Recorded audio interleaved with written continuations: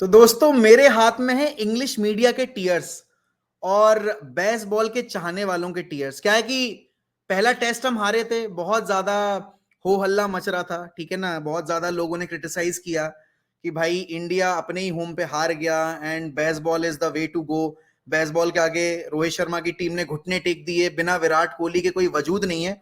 तो पहले हम धीरे धीरे करके इन इंग्लिश टीयर्स को पियेंगे और उसके बाद हम मैच के बारे में बात भी करेंगे। पहले मैं थोड़ा सा ये इंग्लिश टीयर्स को कंज्यूम कर लूं।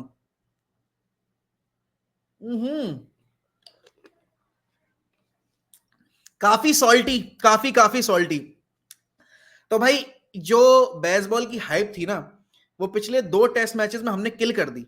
और खासकर अगर हम आज के दिन की बात करें, देखो रोहित शर्मा बतौर टेस्ट कप्तान आपको पसंद आए ना आए, बट यहां पर एक चीज जरूर मैं बोलना चाहूंगा कि रोहित शर्मा को जिस तरीके से इस टेस्ट मैच में मैंने कप्तानी करते देखा है, आई एम लिटरली, आप बोलोगे, impressed and at the same time I am surprise. कि हमने जब इंग्लैंड की पहली इनिंग्स देखी थी, तब हमने देखा कि इंग्लैंड के बैन डकेट ने हमें आड़े हाथों लिया, मारना शुरू किया। At one point it look like कि भाई ये तो आसानी से हमारा जो स्कोर है उसको पार कर देंगे। लेकिन कल का जब दिन शुरू हुआ, तीसरे दिन का खेल शुरू हुआ, और हमें पता था हमारे पास अश्विन नहीं, क्योंकि उससे एक रात पहले हमारे पास न्यूज आई थी कि अश्विन की फैमिली इमरजेंसी के चक्कर में अश्विन अब इस टेस्ट मैच में शायद आगे पार्टिसिपेट ना कर पाए, एटलीस्ट थर्ड डे पे तो अवेलेबल नहीं होंगे।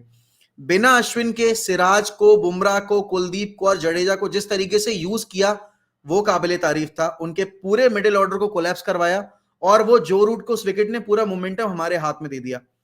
फिर जब हम बल्लेबाजी करने उतरे, तब सबको यही लग रहा था कि अरे यार रोहित शर्मा आउट हो गए, कैसे होगा। भाई first of all you have to stand and applaud Yashasvi Jaiswal's grit and determination.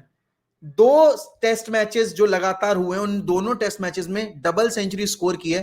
पिछले टेस्ट मैच में हम देखें तो हमने पहली इनिंग्स में स्कोर खड़ा नहीं कर पाया था, उसमें इकलौते दम पर जायसवाल ने लीड किया था, सेम विकेट के ऊपर, जहां पर आप देख रहे हो इंग्लैंड के बल्लेबाज 150 का आंकड़ा नहीं छू पाए, उसी विकेट के ऊपर बंदे ने 213 रन बनाए। और चलो जायसवाल को तो आप बोलोगे कि एक्सपीरियंस प्लेयर हो गया है, इतने मैचेस में हमने उसको मौका दिया है, तो वो अब अपने आप की रिस्पॉन्सिबिलिटी जो उसके ऊपर है वो समझ चुका है। सरफराज खान की बॉडी लैंग्वेज देखकर कोई कह सकता है कि भाई वो पहला टेस्ट मैच खेल रहा था, वो जो पॉजिटिव इंटेंट के साथ बल्लेबाजी की है, इट नेवर लुक्ड लाइक कि सरफराज अपने डेब्यू टेस्ट मैच में खेल रहे हैं। एंड बहुत टाइम के बाद, जब से ऋषभ पंत बेसिकली गए हैं टीम में से, बहुत टाइम के बाद एक ऐसा खिलाड़ी हमें देखने को मिला है जो कि यहां पर काउंटर अटैक कर सकता है। The way he went after their bowlers, और देखो ये सेम विकेट था जिसपे इंग्लैंड के गेंदबाज बॉल स्पिन नहीं करा पा रहे थे, सेम विकेट था जिसपे इंग्लैंड के जो गेंदबाज थे वो बेसिकली अच्छे एरियाज में बॉल नहीं डाल पा रहे थे। और उसी विकेट के ऊपर हमारे कुलदीप यादव ने, जडेजा ने और अश्विन ने तो चलो बहुत कम गेंदबाजी की है, उस पर फोर्थ इनिंग्स में दिखा दिया भाई कि इंग्लिश कंडीशंस में अगर आपको बॉल कराने का अंदाजा है तो आप कितने अच्छे से विकेट यूज कर सकते हो। चौथे दिन के विकेट पे जहां बॉल इतना घूम रहा है, वहां इंग्लैंड के गेंदबाज ओवर पेस डिलीवरीज डाल रहे हैं। और वो छोड़ दो भाई, मेरे लिए तो मैच की जो हाईलाइट थी, मैं सही बोलूंगा, इट वॉज नॉट यशस्वी जायसवाल 200, या फिर आप बोलोगे सरफराज की आपकी 50 हो गई, या फिर यहां पर आप शुभमन गिल की 91 की बात करो। The moment where India started coming back into the game, और England basically per ball started losing that game, was when Kuldeep Yadav was on the crease. वो कुलदीप यादव की 91 डिलीवरीज की वो 27 रन्स की जो इनिंग्स है ना, वो बहुत इफेक्टिव है। अगर मैं आपके साथ यहाँ पर स्कोर कार्ड शेयर करूं तो देखो, पहली इनिंग्स का स्कोर कार्ड तो हमारे लिए सिर्फ आप देखोगे 33 पे 3 हो गए थे। और रोहित शर्मा बतौर, आप बल्लेबाज की इतनी बात करते नहीं हो, लेकिन इस टेस्ट मैच में रोहित शर्मा से जो इनिंग्स की उम्मीद थी कि केएल राहुल नहीं है, विराट कोहली नहीं है, और आपके पास अगर देखा जाए आपका मिडिल ऑर्डर जो है वो पूरा यंग है, बहुत सारे डेब्यूटेंट्स हैं आपके पास, तो उस वे में आपने देखा है कि यहां पर रोहित शर्मा ने भाई अपनी जो रिस्पॉन्सिबिलिटी थी वो बखूबी तौर पे निभाई है।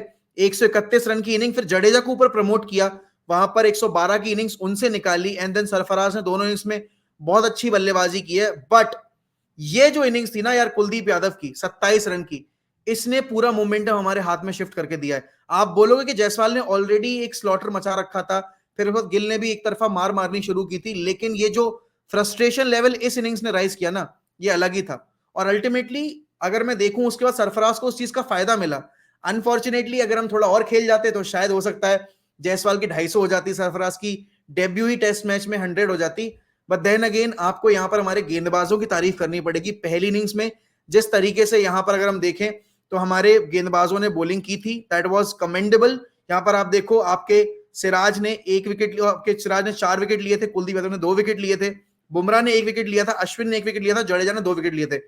फिर जो आपकी जो सेकंड इनिंग्स थी उसमें आकर जडेजा का पंजा आया है। अब देखो, मैंने तो मैच डिसाइड करने में, अभी जब मैं रिकॉर्ड कर रहा हूं तो प्रेजेंटेशन हुई नहीं है, बट यहां पर जायसवाल, बुमराह दोनों ही डिजर्विंग प्लेयर हैं इस टेस्ट मैच में, मतलब मैच के अवार्ड के लिए। बट मैं जडेजा को इसलिए ज्यादा प्रमोट करूंगा क्योंकि जडेजा ने पहले इनिंग्स में जिस तरीके से वो सेंचुरी बनाई थी, हम बहुत डिफिकल्ट सिचुएशन में थे, उस इनिंग्स की मैग्नीट्यूड अब आपको समझ में शायद ना आए, क्योंकि जायसवाल ने 200 बना दिए, but he was, that innings was very very important. But yes, coming back to the discussion now, अब देखो यही वाली बात है कि हम जब बेसबॉल की बात करते हैं तो हम हमेशा ये बात करते हैं कि कितना इंटरेस्टिंग बन गया टेस्ट मैच। भाई, आप टेस्ट मैचेस इंटरेस्टिंग बना सकते हो, लेकिन आप सीरीज इस तरीके से नहीं जीत सकते।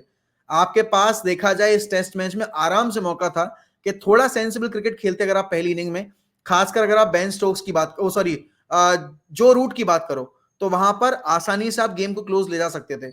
आप लगातार इतने सालों से जॉनी बेयरस्टोव को कैरी करे जा रहे हो, वो बंदा लगातार आपको डिसअपॉइंट किया जा रहा है।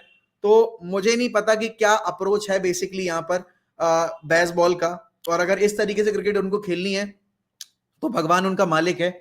इंडिया के लिए टेस्ट मैच जीतना बहुत जरूरी था, given the circumstances we are in right now, कि यहाँ पर हमारी वर्ल्ड टेस्ट चैंपियनशिप की जो साइकिल है उसमें हम लगातार अभी देखा जाए तो पीछे हो गए थे, क्योंकि न्यूजीलैंड को वहां साउथ अफ्रीका वाली सीरीज में इजी 3 पॉइंट्स मिले हैं, जहां पर उन्होंने अपनी बहुत ही इनएक्सपीरियंस लाइनअप उतारी साउथ अफ्रीका ने, ड्यू टू देयर आपके franchise cricket. But then again India, after losing that first test match, ये टेस्ट मैच में, 2 टेस्ट मैच में वापसी की है, कमबैक किया है, विक्ट्री निकाली है। एंड पता है, लोग शायद इस टेस्ट सीरीज के बाद इस टेस्ट सीरीज की बात उतनी नहीं करेंगे, क्योंकि इस टेस्ट सीरीज में आपको वो स्टोरी लाइन देखने को नहीं मिल रही है कि भाई यहां पर हम ओवरसीज ट्रेवल करके गए हैं, हमने कोई गाबा का घमंड नहीं तोड़ा, ये नहीं किया, वो नहीं किया। बट इस सीरीज में ना हमारे पास विराट कोहली है, ना हमारे पास 2 टेस्ट मैचेस से केएल राहुल है, हमारा अगर बैटिंग ऑर्डर देखा जाए तो पूरा यंग है, ना हमारे पास एक्सपीरियंस के तौर पे देखा जाए तो यहाँ पर पुजारा और आपके अजिंक्य रहाणे हैं। इस टेस्ट सीरीज में जो हमारी बैटिंग ऑर्डर है वो बिल्कुल नहीं है। रोहित शर्मा के अलावा आपके पास कोई ऐसा प्लेयर नहीं है जिसने बेसिकली इतने मैचेस खेले हो इंटरनेशनल सर्किट में। तो यहां पर हम ये सीरीज अगर जीतेंगे ना, मैं चाहता हूं कि रोहित शर्मा को वही हाइप मिले, वही इज्जत मिले जो बेसिकली हमने बाकी टीम्स को दी, जब हमने टीम्स को बुली किया है।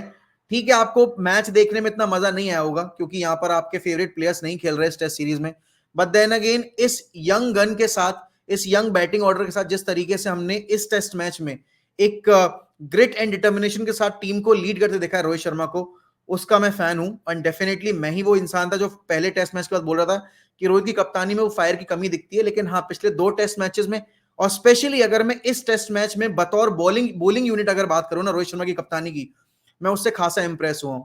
अब देखो, इस टेस्ट मैच में आते में शुभमन गिल के ऊपर काफी जिम्मेदारी थी, क्योंकि आपको पता है शुभमन गिल और जायसवाल कुछ मैचेस खेल चुके हैं, तो अब यहां पर उनको वो रिस्पॉन्सिबिलिटी लेनी थी, जब आपके पास केएल राहुल नहीं थे, आपके पास विराट कोहली नहीं थे। और पहली इनिंग्स में डक पर आउट होने के बाद जिस तरीके से यहां पर सेकेंड इनिंग्स में शुभमन गिल ने रिस्पॉन्सिबिलिटी के साथ यहां पर बैटिंग की है, आई थिंक उनको वो क्रेडिट मिलना चाहिए।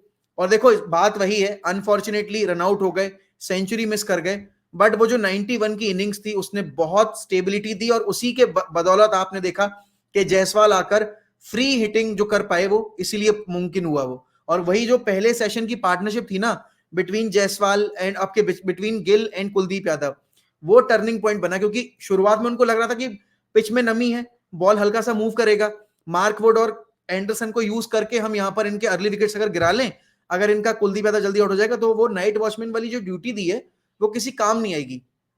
लेकिन आई थिंक कुलदीप यादव ने आज जिस तरीके से बतौर गेंदबाज नहीं बतौर बल्लेबाज जो परफॉर्मेंस दी है ना, उसने मैच का पूरा रुख बदला है। और अल्टीमेटली आपको ऐसी पार्टनरशिप्स और ऐसे प्लेयर्स चाहिए होते हैं जो कि आपके लिए काम कर पाए। तो आई एम रियली इंप्रेस्ड। 2-1 से हम सीरीज लीड कर रहे हैं, आसानी से हमें यहां से 4-1 जीतनी चाहिए, क्योंकि देखो बेसबॉल का सीधा सिंपल सा सिद्धांत है, they don't go for the draw, they always go for those, आप बोलोगे विक्ट्रीज या फिर फ्लैम्बॉयंट इनिंग्स, वैसी सारी चीजें। बट देन अगेन इंडिया ने जिस तरीके से रिएक्शन दिया है, हमने जब सेशन में अपने आप को डिक्लेयर कर दिया था और आप देखो माइंड गेम्स की जब बात आती है, टी के बाद जो आपकी ड्रिंक्स हुई उसमें आपने कायदे में डिक्लेयर करने का डिसीजन लिया था, लेकिन आपने रोक लिया वो डिसीजन, एंड इंग्लैंड वहां पे फ्रस्ट्रेट हो गया। क्यों? क्योंकि उनको लगा कि ये डिक्लेयर करने वाले हैं। आपने ड्रिंक्स के बाद एक ओवर और खेला, आपने कुछ 5-6 ओवर नहीं खेले, बस आपने एक ओवर और खेला और उसके बाद आपने इनिंग्स डिक्लेयर कर दी। उसने उसने फ्रस्ट्रेट कर दिया इंग्लैंड टीम को, क्योंकि उनके प्लेयर्स जा चुके थे अंदर वापस से। एंड देन फिर वहां से वो जब वापस आए तो हमारा बॉडी लैंग्वेज अलग था, हम कॉन्फिडेंट थे, क्योंकि आखिरी ओवर जो सरफराज ने मार दी थी उनके बॉलर को, उसके बाद हम एक उस स्ट्रॉन्ग जोन में चले गए एंड वो शेल में चले गए अपने। एंड फिर उसके बाद तो बाकी काम जो हमारे गेंदबाजों ने किया है उसकी क्या ही तारीफ की जाए। 5 सेशन दिए हमने बल्लेबाजी करने को और हमने उनको 1.5 सेशन से भी पहले ऑल आउट कर दिया। अगर हम यहाँ पर चाहते तो हम मतलब आधे घंटे का और एडिशनल टाइम ले सकते थे अगर हम उनके टीम को ऑल आउट ना कर पाते, बट हमें उसकी जरूरत भी नहीं पड़ी। हमने 5 बजे से पहले उनके जो बैट्समैन थे उनको पैक करके वापस भेज दिया। अब वापस अगर उनको जाना है दुबई वगैरह, हॉलीडे वगैरह मनाने, आबू धाबी वगैरह, आराम से जा सकते हैं, कोई दिक्कत वाली बात नहीं है। अगले टेस्ट मैच में आते में बस थोड़ा सा ओपोनेंट की इज्जत करके आए और थोड़ा सा अपने जो हाव भाव है उनको कंट्रोल करके आए।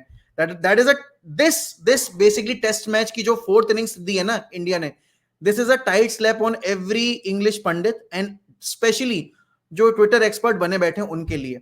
And I am so happy कि रोहित शर्मा ने बतौर कप्तान इस टेस्ट मैच में बल्ले से भी परफॉर्म किया और अपने आप बोलोगे कैप्टनशिप स्किल से भी लीड किया टीम को। बताया ना कि इस पूरे मैच का अगर मुझे आपसे एक मैन ऑफ द मैच पूछना हो तो वो कौन होगा?